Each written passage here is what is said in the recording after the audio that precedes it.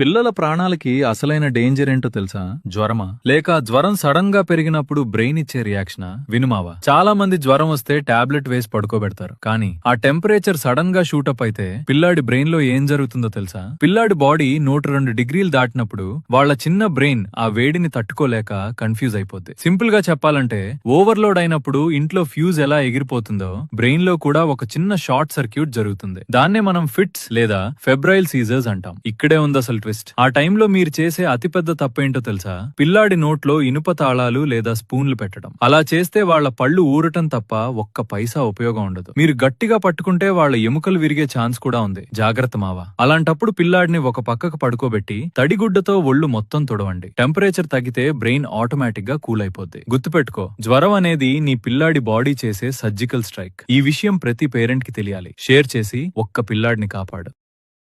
Download ShareChat.